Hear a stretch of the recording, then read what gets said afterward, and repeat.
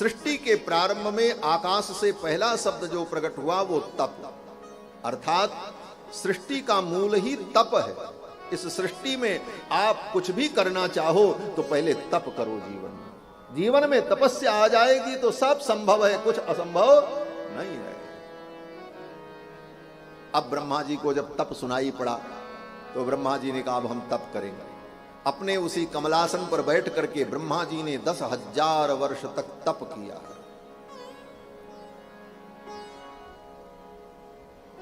तप का मतलब भगवान का चिंतन, और भगवान के चिंतन में इतना निमग्न हो जाना कि शरीर में होने वाले सुख दुख को भी भूल जाना।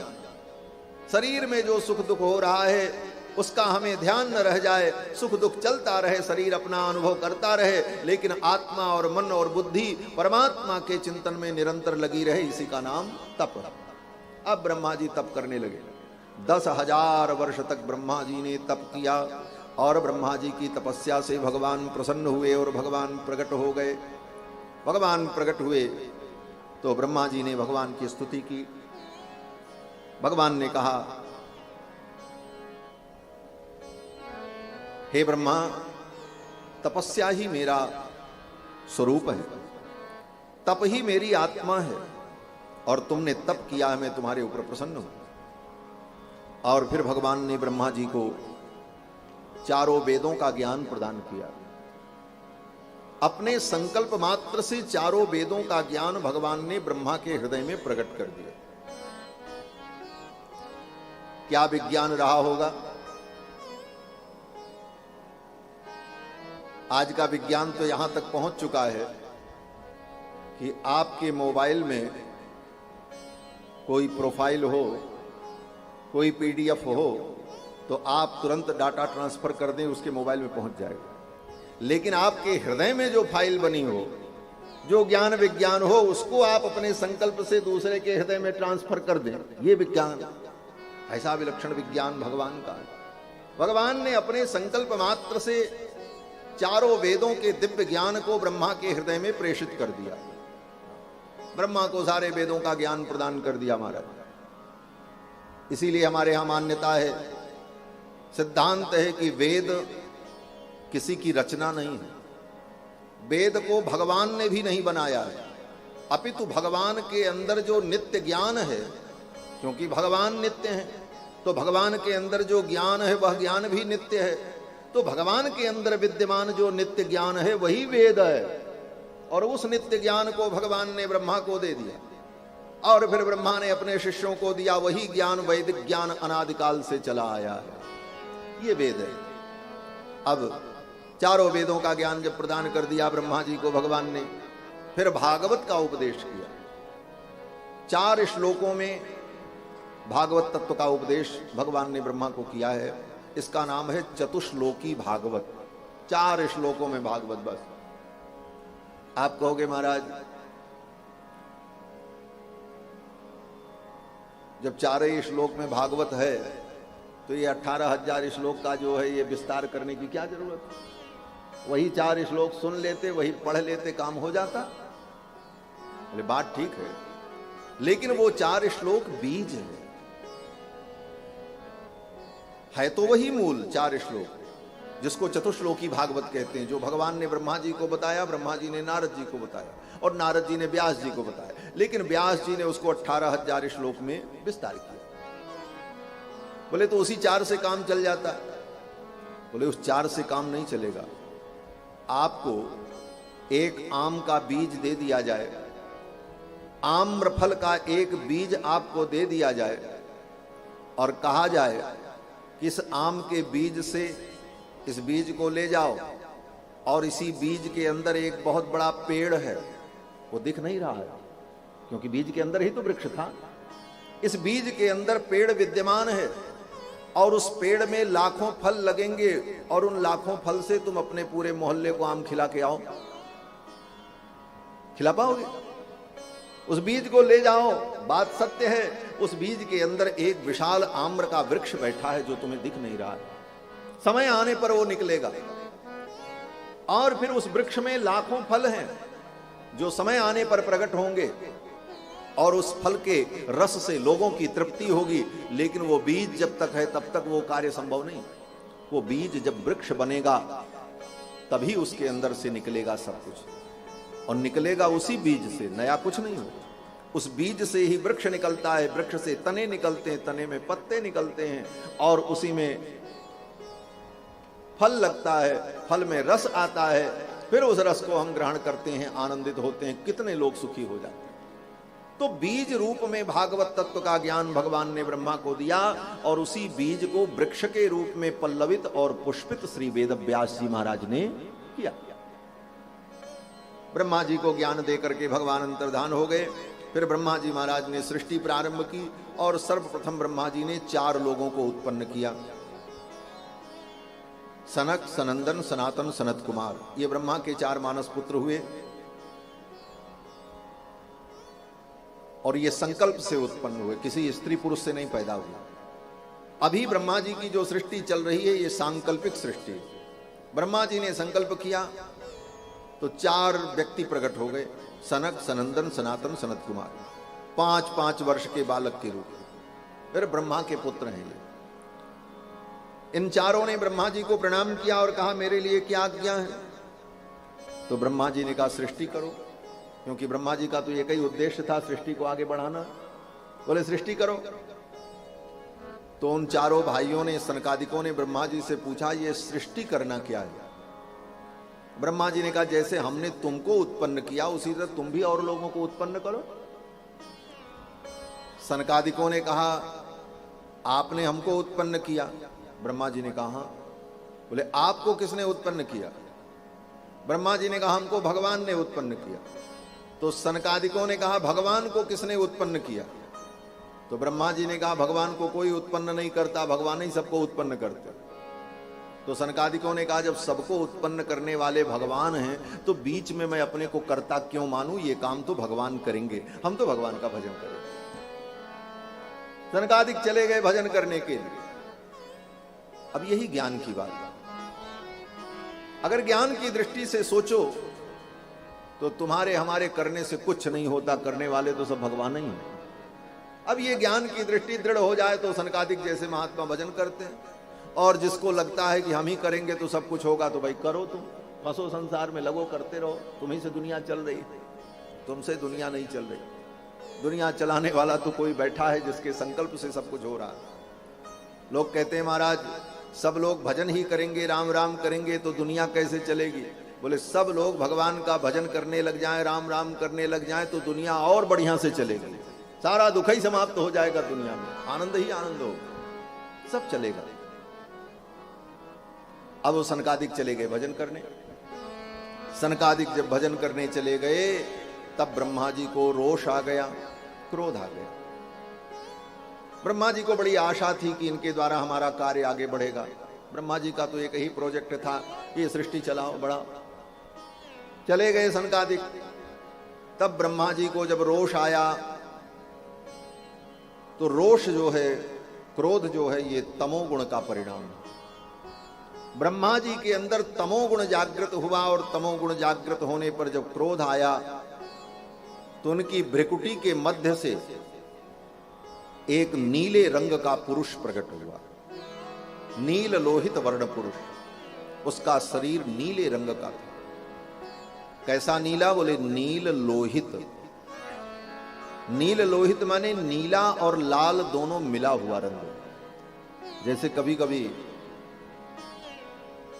दरवाजा में या पत्थर के नीचे कहीं उंगली दब जाती है तो ये नख जो है ना, ये नाखून काला हो जाता है, लेकिन पूरा काला नहीं होता। नीला रंग लेकर के और हल्का लाल रंग लेकर के जो कलर आता है उसी को नील लोहित वर्ण कहते हैं। नील लोहित वर्ण का एक पुरुष प्रकट हुआ और वो रोने लगा जोर जोर से। जब जोर जोर से रोने लगा तब ब्रह्मा जी ने देखा और ब्रह्मा जी ने कहा रुदनात् रुद्रः, तुम रो रहे हो इसलिए तुम्हारा नाम रुद्र होगा। ये रुद्र का प्रादुर्भाव हुआ, भगवान शंकर प्रकट हुए। ब्रह्मा जी की भ्रिकुटी के मध्य से शंकर जी का प्रादुर्भाव हुआ, रुद्र प्रकट हुए, रोने लगे इसलिए उनका नाम रुद्र हुआ। तो रुद्र ने कहा मेरे लिए क्या आज्ञा है? ब्रह्मा जी ने कहा सृष्टि करो। ब्रह्मा जी का तो एक ही काम था, आगे बढ़ाओ। रुद्र ने कहा ठीक। रुद्र तो तमोगुण के अधिदेवता, रुद्र ने सृष्टि प्रारंभ की। भूत प्रेत पिशाच डाकिनी शाकिनी कूष्मांड बेताल मारी गण भैरव गण सांप बिच्छू बड़े बड़े भयानक जीव जंतुओं को पैदा करना शुरू किया। अब तो ब्रह्मा जी ने कहा अलम बस करो। बोले क्यों? बोले विनाश का मसाला पहले तैयार कर दिया, अभी तो सृष्टि बनी ही नहीं। ये तो प्रलय की वस्तुएं। जाओ तुम प्रलय के देवता हो, जब प्रलय की आवश्यकता होगी तब तुम्हारा स्मरण किया जाएगा और तब तक जाकर के तुम परमात्मा की आराधना करो। भगवान शंकर चले गए और भगवान शंकर जाकर के तप कर गए। तब ब्रह्मा जी ने सोचा आप क्या करें। तब ब्रह्मा जी ने 10 प्रजापतियों को उत्पन्न किया। पुलस्त पुलह क्रतु अंगिरा वशिष्ठ, इन प्रजापतियों को उत्पन्न किया, जिसमें एक नारद जी भी थे। 10मस्तत्र नारदः, उसमें 10वें नारद जी महाराज थे। इन 10 प्रजापतियों को भी अपने संकल्प से ब्रह्मा जी ने उत्पन्न किया और इनसे भी सृष्टि विस्तार की अपेक्षा की, लेकिन इनसे भी सृष्टि का विस्तार संभव नहीं हो सका। तब ब्रह्मा जी ने विचार किया आप कुछ ऐसा करें कि अपने आप ये सृष्टि आगे बढ़े, और ब्रह्मा जी ने अपने संकल्प से अपने शरीर से ही 2 व्यक्तियों को प्रकट किया। ब्रह्मा के दाहिने भाग से एक पुरुष प्रकट हुआ और ब्रह्मा जी के बाएं भाग से एक स्त्री प्रकट हुई। ब्रह्मा जी के दाहिने भाग से जो पुरुष प्रकट हुए उनका नाम हुआ स्वयंभू मनु, और उनके बाएं भाग से जो स्त्री प्रकट हुई उनका नाम हुआ शतरूपा। स्वयंभू मनु और शतरूपा का प्रादुर्भाव हुआ। स्त्री पुरुष के रूप में ये 2 व्यक्ति आए और ब्रह्मा जी ने इन दोनों के मध्य में काम को स्थापित किया। अब इनके द्वारा सृष्टि आगे बढ़े, ये लोग स्वयं सृष्टि बढ़ाएं। और फिर स्वयंभू मनु और शतरूपा के द्वारा इस सृष्टि का विस्तार होता है। स्वयंभू मनु अरु शतरूपा जिनते भई नर सृष्टि अनूपा, तुलसीदास जी कहते। अब स्वयंभू मनु और शतरूपा के द्वारा जब सृष्टि के विस्तार की बात आगे बढ़ी तो स्वयंभू मनु और शतरूपा ने कहा कहां पर सृष्टि हम करें? ब्रह्मा जी ने कहा पृथ्वी पर।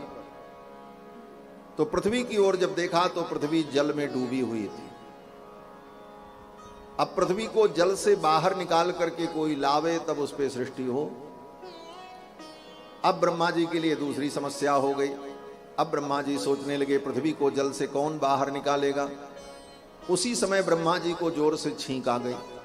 ब्रह्मा जी को जब छींक आई तो ब्रह्मा जी की नाक से एक अंगुष्ठ मात्र वराह तोक प्रकट हुआ। सूअर का बच्चा वराह तोक, और देखते देखते वो बढ़ने लगा।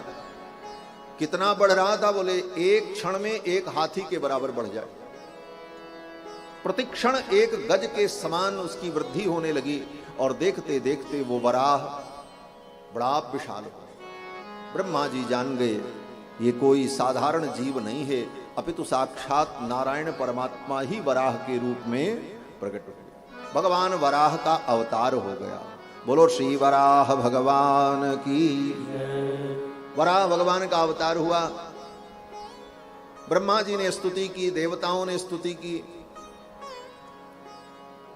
और उन 10 प्रजापतियों ने, पुलस्त पुलह क्रतु अंगिरा वशिष्ठ, इन सब ने वराह भगवान की स्तुति की और वराह भगवान चल पड़े और सीधे वराह भगवान पहुंचे कहां?